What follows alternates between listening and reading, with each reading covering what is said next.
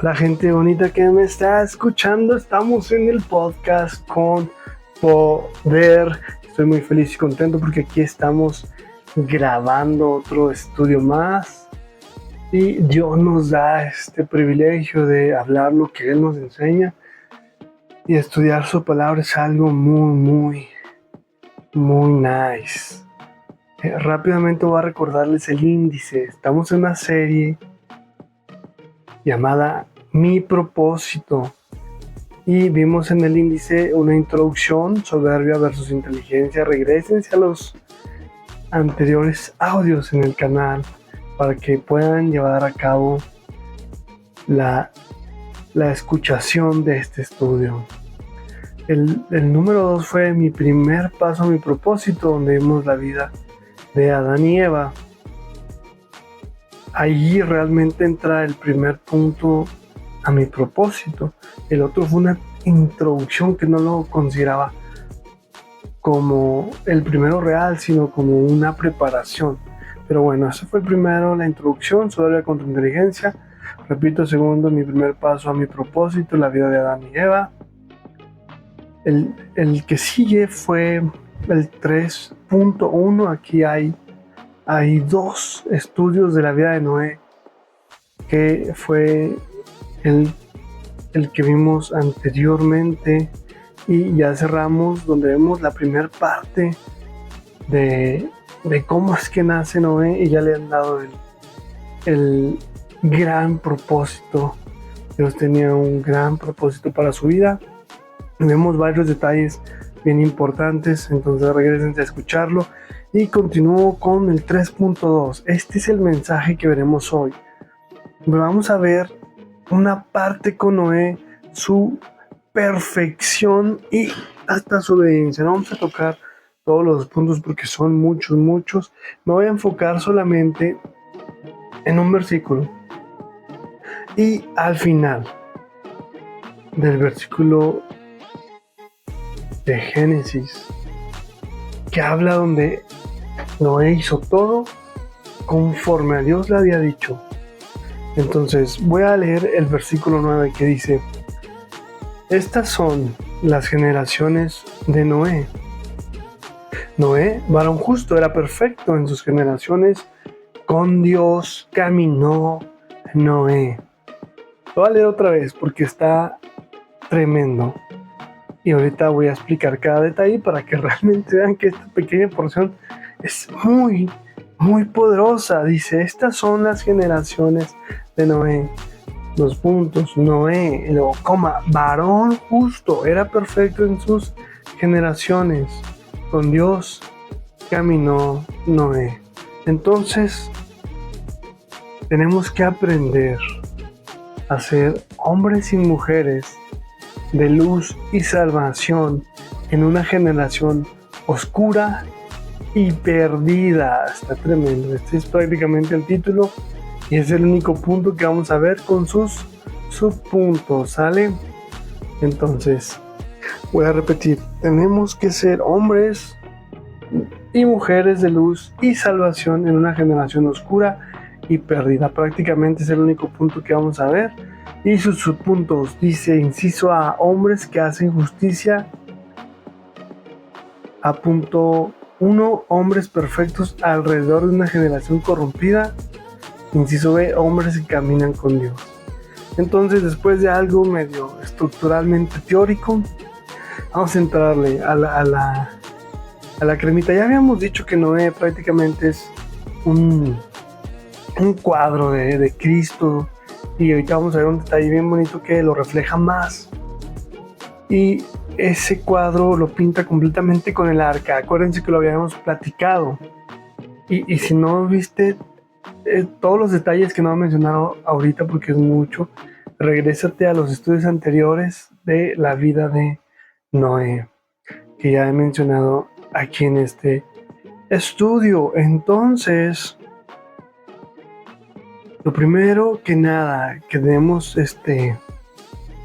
ahora sí que entender, lo primero que debemos de enfocarnos es en esta palabra que dice: Noé varón justo. Ahora, esto no quiere decir que nomás los varones tenemos que ser justos. También la misma aplica para las mujeres, y en muchas ocasiones es más fácil para la mujer ser mujeres justas. Sin embargo, como en todo, tenemos nuestras guerras, nuestros problemas, pero es más fácil que una mujer busque ser buena por su simple forma de ser que un hombre. Al final de cuentas, esta generación está tan afectada también como lo estaba aquella generación, que podemos decir, y lo podemos prácticamente confirmar con lo que vemos en las noticias, que aún las mujeres en ese tiempo pues también están batallando con sus determinadas guerras. Todos tenemos guerras, tanto hombres como mujeres, y cada uno vamos a batallar de acuerdo a nuestra forma de ser, nuestra naturaleza, ¿sale? Pero vamos a enfocarnos esto para los dos. ¿Qué es la justicia? Pero no conforme a los hombres, sino lo que Dios dice. Muchas veces vamos a ver que después de una coma, cuando está una palabra y luego una coma, después de esa coma viene el significado de esa palabra. Pero vamos a ver otro versículo antes de seguir viendo este versículo 9. Repito, es Génesis 6:9.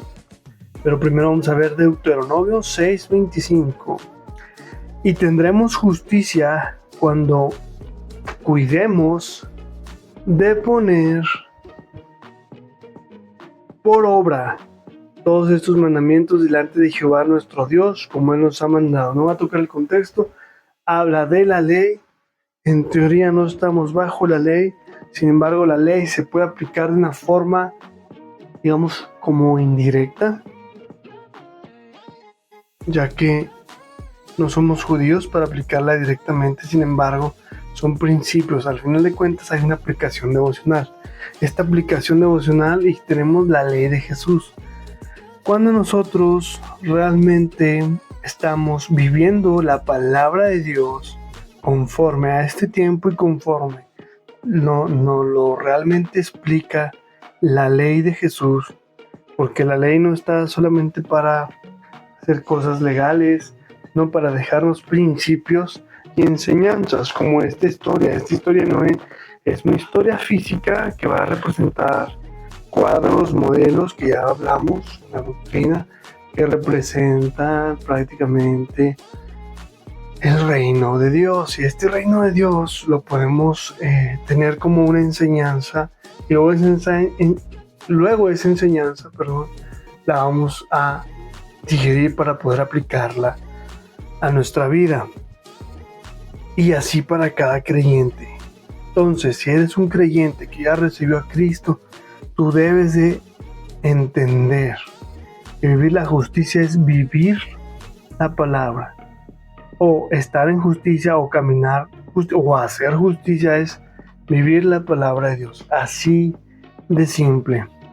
Ahora sí, no me voy a regresar al versículo 9. Dice: estas son las generaciones de Noé, y viene la frase que va a dar un significado a esa palabra.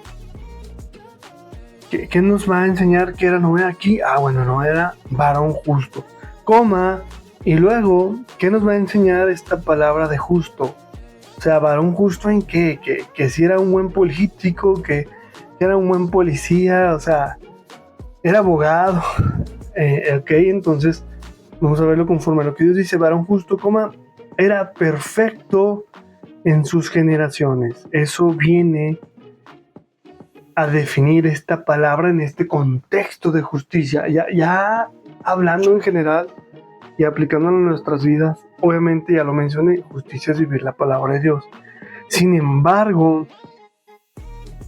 mucha gente está viviendo porciones de la palabra de acuerdo a su crecimiento espiritual. Por lo tanto, cuando llegan a Cristo, unos empiezan a obedecer su palabra, como recibir prácticamente la salvación, hacer la oración, entregarle tu corazón, empezar a leer, Son pequeños pasitos que a lo mejor no se ven mucho, pero es ser justo de acuerdo a su crecimiento espiritual. Para otros es diferente y tiene que ser diferente de acuerdo a su crecimiento espiritual, porque a lo mejor uno nuevo lleva la lección del bautismo y luego ya se va a bautizar para cumplir toda justicia como Jesús dijo. Sin embargo, alguien que ya es un pastor tiene otras vivencias, tiene otras dificultades y otras batallas que claro que él tiene que vivir la palabra de forma un poquito pues más difícil realmente en comparación de un nuevo. Sin embargo, emocionalmente, y lo digo sobre todo por mujeres, tienen también sus batallas a la mismo nivel de dificultad que el pastor, siendo nuevos. Pero por ejemplo, una mujer es ¿cómo decirlo? Un mundo diferente que un hombre. Son diferentes mundos, son diferentes mentes, diferentes corazones. El hombre va a ser completamente racional y va a querer entender la situación a una base de establecerlo pensando, mientras que la mujer quiere o busca de alguna forma sintiendo. Obviamente sí piensa, sí digiere, pero su dirección es más de acuerdo a lo que ella siente. Y el hombre es de acuerdo a una lógica racional. Ambas están correctas según lo que Dios nos dice, pero tanto lo racional como lo sentimental deben estar aterrizados en la palabra de Dios. ¿Qué quiero decir con eso? No te puedes guiar por sentimientos que te hagan sentir bien cuando realmente no es la palabra de Dios. Y lo otro, no te puedes guiar en algo razonable o racional, lógico, aunque tengas razón, cuando Dios no te lo está pidiendo. Entonces, ahorita vamos a ver más de eso. ¿Por qué? Porque prácticamente vivir la palabra para todos es diferente, como lo he dicho antes. Entonces, se dice, no lo pude comprobar, pero se dice que nunca había llovido en esta en esta etapa de la creación, ya que tiene varios miles de años, pero prácticamente tiene poco, a lo que nosotros llevamos, de que realmente Adán y Eva fueron echados del paraíso. El paraíso es toda una doctrina que no voy a tocar ahorita, pero prácticamente los echan del paraíso y ahora tienen que trabajar la tierra, pero se dice que en todo este tiempo, hasta estas fechas, jamás había llovido. Prácticamente no sabían qué era eso. Es lo que se dice, realmente no lo puedo comprobar, no lo podemos saber, pero el punto que me imagino que pasaba lo mismo que dice en Génesis, al inicio con Adán y Eva, ahí dice que nunca había llovido.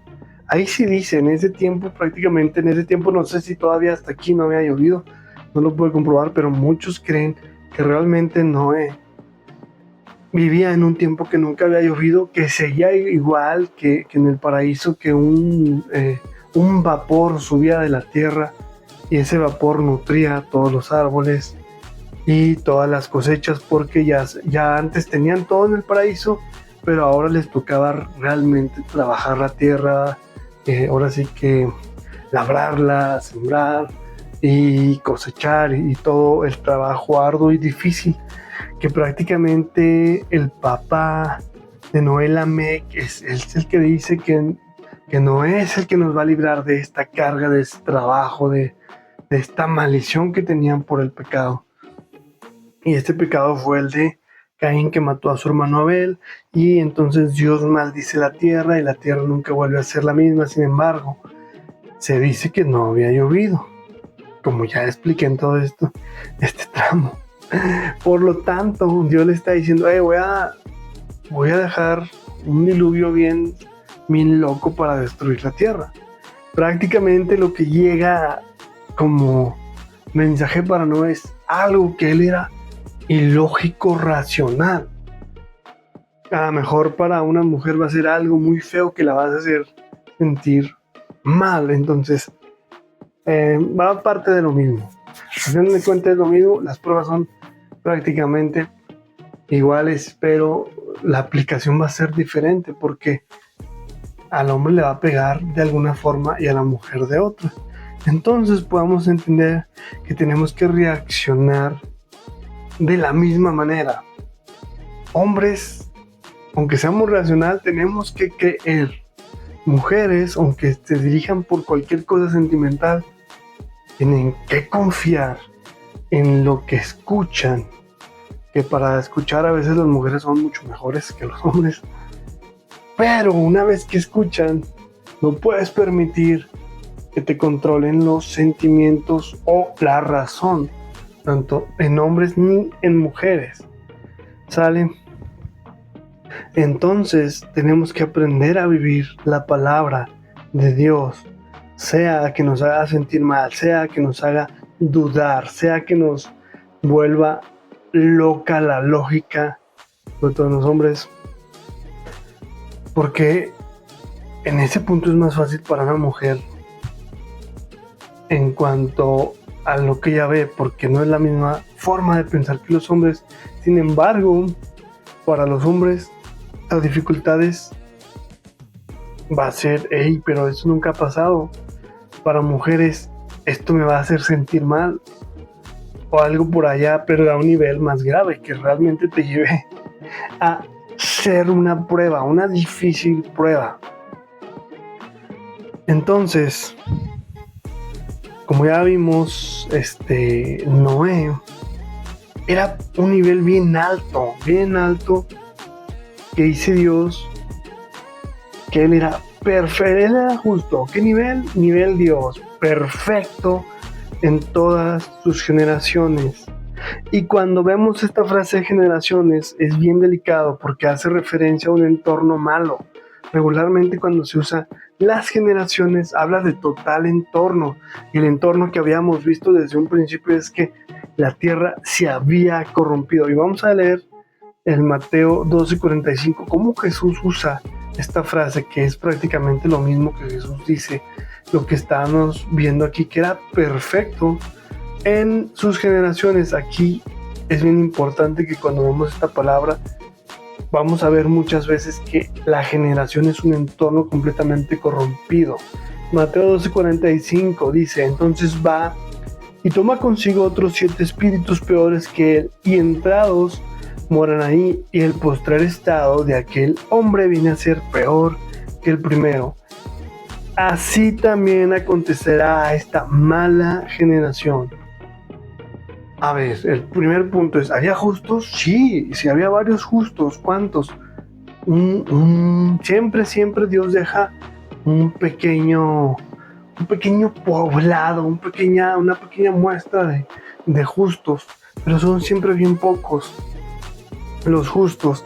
Por eso siempre que menciona generación habla del entorno real al que están rodeados.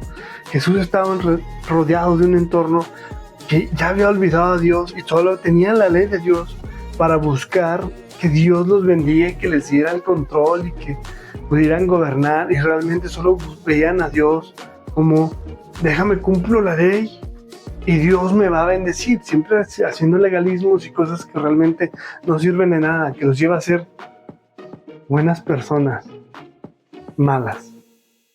Por eso era una mala generación, porque estas buenas personas son las que mataron a Jesús, que creyendo que obedecían a Dios, creyendo que glorificaban a Dios, asesinando. Por eso varios detalles que Jesús dice es ver los espíritus y incluso reprende a Jesús a Juan en una donde él quiere hacer en una oración que baje fuego del cielo y destruya a unos cuantos que no los habían ahí hospedado. Y Jesús le dice, pues de qué espíritu crees que soy. O sea, prácticamente Jesús le está diciendo, en otras palabras, no está haciendo de la mala generación, no está haciendo de los poquitos justos. Y sí, realmente Juan, discípulo del amor, antes de llegar a ese punto, pues antes de que Jesús muriera, realmente no era nada que ver a lo que realmente llegó a ser. Pero ese es otro ejemplo bien hermoso que podemos ver en otro estudio. Entonces, este énfasis es para decir que prácticamente había una corrupción total en las generaciones. ¿Y cuál era el contexto? Lo voy a repetir rápidamente, ya lo había mencionado en los estudios pasados. El contexto es de una generación completamente corrompida, donde se habían prácticamente vendido a hacer lo malo, todo el tiempo estaban pensando en lo malo, tanto que había gigantes porque se mezclaron los genes, el linaje genético. Muchas veces vemos en la Biblia que dice linaje, pero también muchas veces ya entendiéndolo en un punto bien científico, habla de genética, que de alguna forma los ángeles tuvieron relaciones con las hijas de los hombres, hablando de ángeles con las hijas de los hombres, y nacieron gigantes y fueron hombres de renombre, poderosos, ricos, y se ha tocado mucho cuidado de estos temas porque hay muchas creencias dentro de esto, pero ahí sí es bien claro, donde dice que se hicieron gigantes con la descendencia de los Nephilim, que quiere decir caídos. Por lo tanto, entendemos que ya los hombres, ya su forma de ser, su forma de pensar, su corazón era completamente el mal, y el mal es el resultado de la falta de Dios, porque habían echado a Dios por un lado para conseguir lo mejor que ellos puedan conseguir, y era prácticamente destruir el linaje o la genética de la humanidad para dar, digamos que, una nueva raza de gigantes, que era una mezcla de hombres con demonios. Y prácticamente pues ya cuando hablamos de demonios ya sabemos que estamos hablando de maldad descontrolada y de imperios de oscuridad y de maldad, de líderes y principados, realmente estamos hablando de rangos altos, pero malo. Esto es muy muy malo.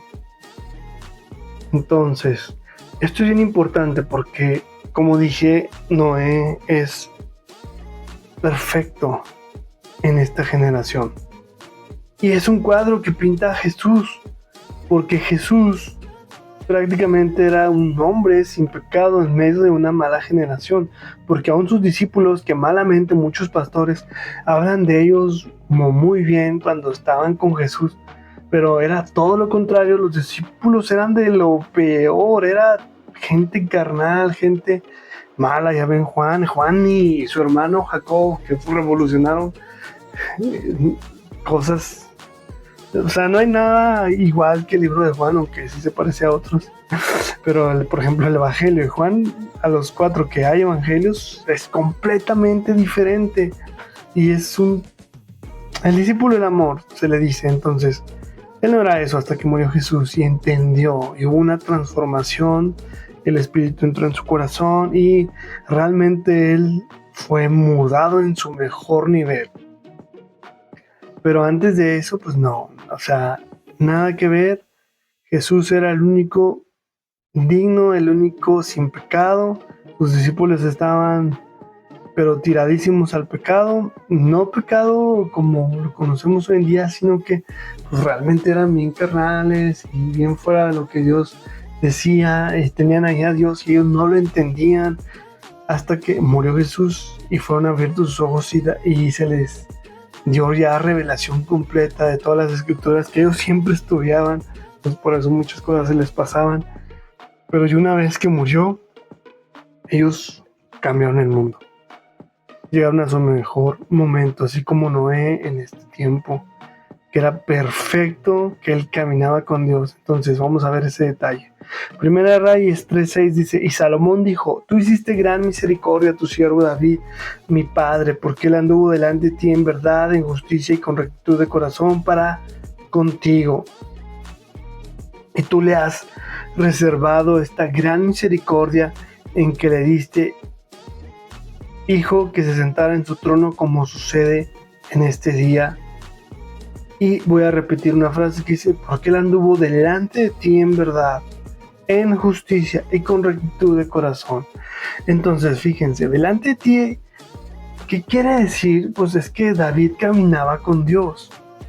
Es decir, que él iba a su presencia en oración buscando su rostro para pasar tiempo con él, y de alguna forma Dios le hablaba porque no se tenían las escrituras y posiblemente era un pastor de ovejas, y no tenía mucho que escribir, pero él cantaba y adoraba a Dios con su arpa, y mucho de lo que ellos aprendían desde niños, y aquí estamos hablando de un jovencito, un adolescente entre 12 y 16 años cuando era pastor de ovejas, porque en ese tiempo los niños cumplían 11 prácticamente y dejaban de ser niños, se convertían en adultos, y por eso en la antigüedad hay muchas fotos de niños trabajando, y no era porque los explotaban, es porque no había educación para todos, no había para nadie más bien más que para las personas que trabajaban para la realeza y para los reyes, y eran los que estaban como con, con una que otra nodriza y maestros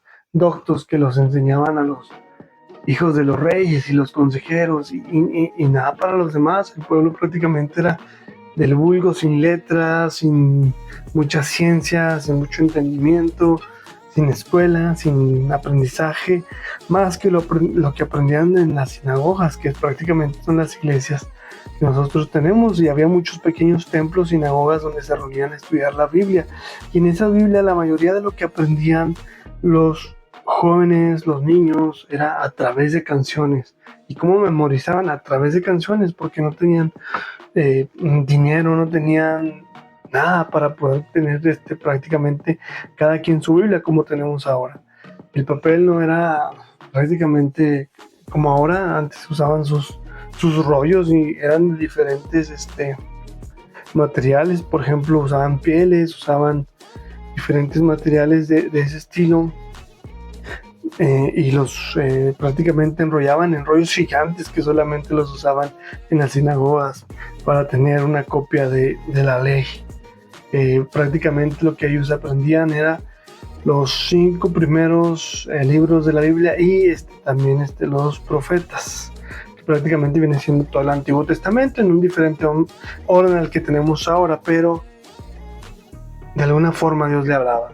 Él lo buscaba de todo corazón, y él es el dulce cantor, dice un versículo, el dulce cantor, porque él compuso muchos salmos muy hermosos con palabras pues muy especiales, donde obviamente él tenía un gran amor hacia Dios. Él tenía ese no solamente era una oración cualquiera, sino él realmente buscaba el rostro de Dios, él buscaba pasar tiempo, buscaba conocerle. Y cualquier problema que tenía David, eso se trata del caminar, cualquier problema que tenía David, cualquier duda, él iba y preguntaba, él iba y consultaba a Dios qué podía hacer, si los iba a alcanzar, si iba a la guerra, cómo le hacía para la guerra. Él siempre su corazón fue, vamos a consultar a Dios. Tenemos una guerra aquí, vamos a consultar a Dios. Y iba y los destruía a los enemigos que venían contra el reino de Israel cuando él era un joven ya más experimentado, que ya lo había puesto Saúl como uno de sus comandantes de 1000, creo que algo así era. Ahí llegó a ser comandante de 1000 soldados, y él iba y era el que más tenía victorias. Entonces, este es el corazón recto. Y esto es porque él vivía la palabra de Dios. ¿Y cómo la vivía? Por pasar tiempo. Y fíjense, es bien interesante porque él era un simple pastorcillo, y siendo un simple pastorcillo, él luchaba contra osos, contra leones, y los derrotaba, y esto para salvar a las ovejas que estas bestias le robaban para comérselas de su rebaño. Entonces David iba y prácticamente las derrotaba, las asesinaba. Un adolescente entre 2 y 16 años cuando se enfrentaba a estas bestias, y él corría y las salvaba sin dudarlo, con el poder de Dios, la fe tremenda de Dios. Entonces podemos entender que estas obras que hacía David, tanto derrotar a las bestias, también derrotó al gigante Goliat, siendo un joven adolescente, como digo, de 13 a 16 años aproximadamente, sin experiencia en la guerra, contra el mejor paladín experto del ejército filisteo. Milagro, al hacer otro hecho imposible, además de vivir la palabra de Dios, es porque obviamente caminaba con Dios. Resultado de una relación con Dios. Es decir, estar orando, estar leyendo. Esto es caminar con Dios. Esto es vivir su palabra.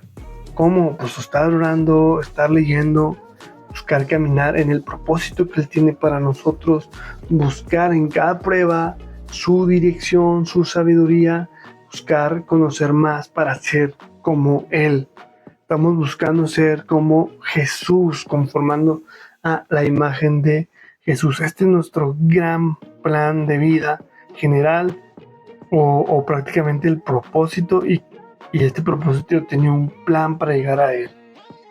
Entonces, a esto nos dirigimos, a lo mejor que podemos ser, la mejor versión de ti. Y por eso Noé pudo ser perfecto, porque su andar era con Dios y nada sin Él. Entonces, él entendió que Dios tenía una razón, y lo vemos en el versículo 13. Dios también le dio instrucciones muy específicas en versículo 14, 15, y también le da una razón de vida, versículo 16. En el versículo 17 también le da el plan y le da varios detalles del plan. Y en el versículo 18 vemos cómo Dios tenía un plan a largo plazo, una consecuencia de pasar la bendición. Esta bendición que había recibido Adán y Eva, en este versículo vemos que ahora pasa a Noé. Entonces Noé tuvo una obediencia total, un corazón, al contrario de que esta generación perdida, que todo el tiempo pensaba en el mal. Todo lo contrario, el corazón de Noé siempre pensaba en Dios. Y entonces lograron perpetuar la especie humana y de los animales, porque pues Dios venía a destruir todo, y solamente el que creyera en Noé y va a entrar en el arca. Al final de cuentas, pues solo entró Noé con sus hijos y pudo perpetuar la especie humana. Y prácticamente pues ahí todas las demás personas que entraron fueron eliminadas por el diluvio. Antes de acabar, quiero leer el versículo de Hebreos 11 del 1 al 38, donde podemos ver bastantes logros que se han llegado por los héroes de la fe. Logros tremendos que solo son resultado de una relación con Dios y caminar en su plan, caminar a su lado, para que Él nos vaya llevando a hacer lo mejor de nosotros mismos. Y obviamente esto es con fe. Y Hebreos 11:1 dice: es pues la fe, la certeza de lo que se espera, la convicción de lo que no se ve. Versículo 2: porque por ella alcanzaron buen testimonio los antiguos. Por la fe entendemos haber sido constituido el universo por la palabra de Dios, de modo que lo que se ve fue hecho de lo que no se veía. Por la fe Abel ofreció a Dios más excelente sacrificio que Caín, por lo cual alcanzó testimonio que era justo, dando a Dios testimonio de sus ofrendas, y muerto aún hablan por ella.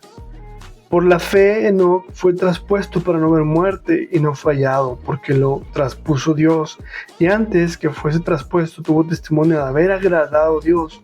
Pero sin fe es imposible agradar a Dios, porque es necesario que el que se acerca a Dios crea que le hay y que es galardonador de los que le buscan.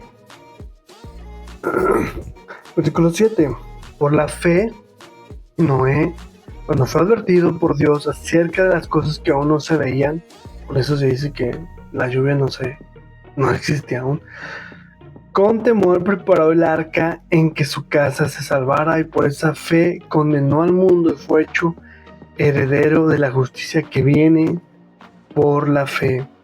Y luego por la fe, versículo 8, por la fe, Abraham, siendo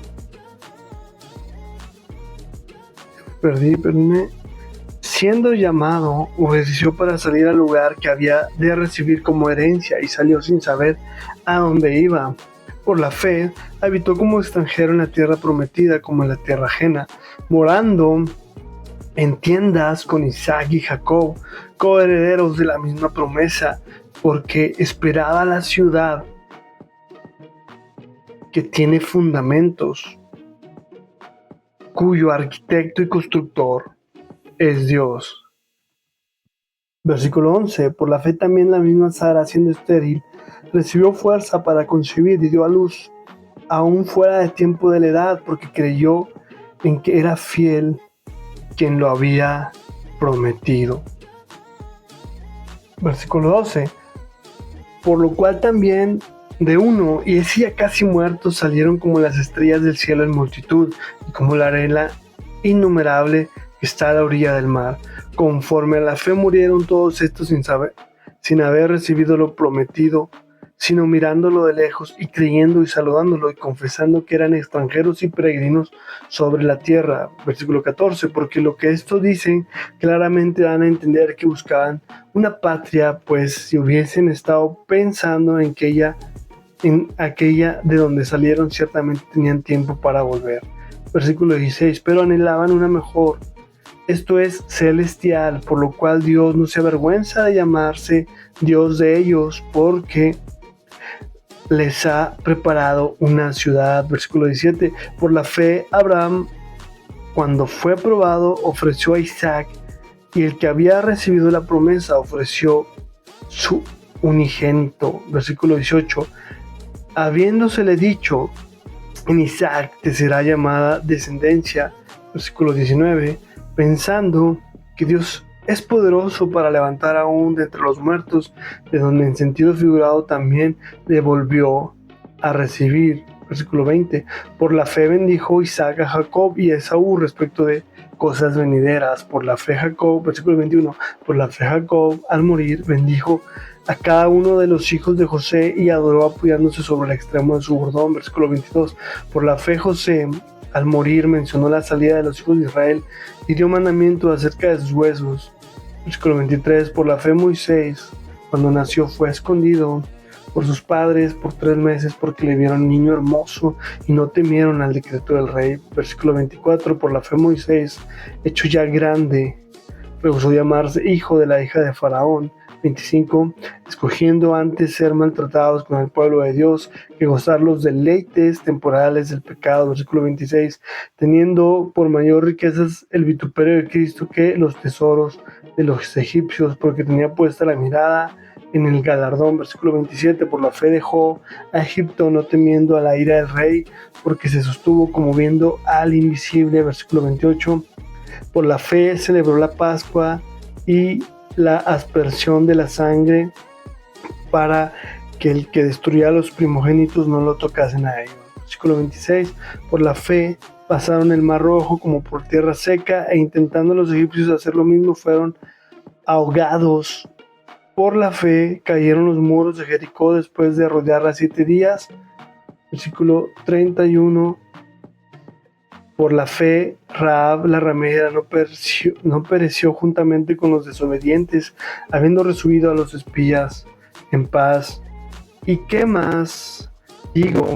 Porque el tiempo me faltaría contando de Gedeón, Barak, de Sansón, de Jefté, de David, así como de Samuel y los profetas. Versículo 33. Que por fe conquistaron reinos, hicieron justicia, alcanzaron promesas, taparon bocas de leones, apagaron fuegos impetuosos, evitaron filo de espada, sacaron fuerza de la debilidad, se hicieron fuertes en batalla, pusieron en fuga ejércitos extranjeros.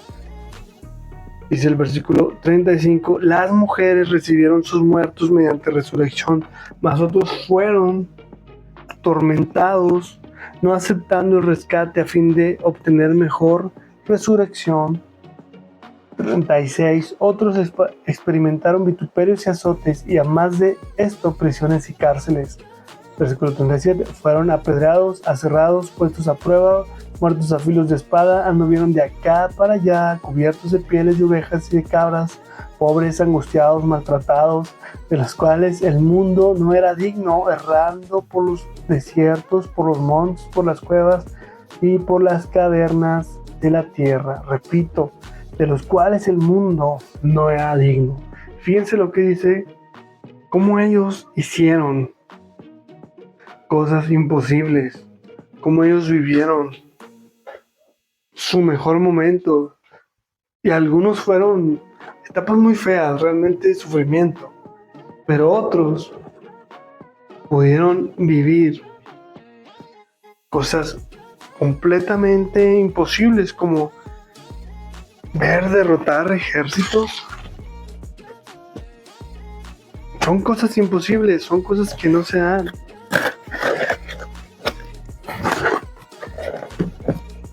Así que Dios tiene un propósito para tu vida.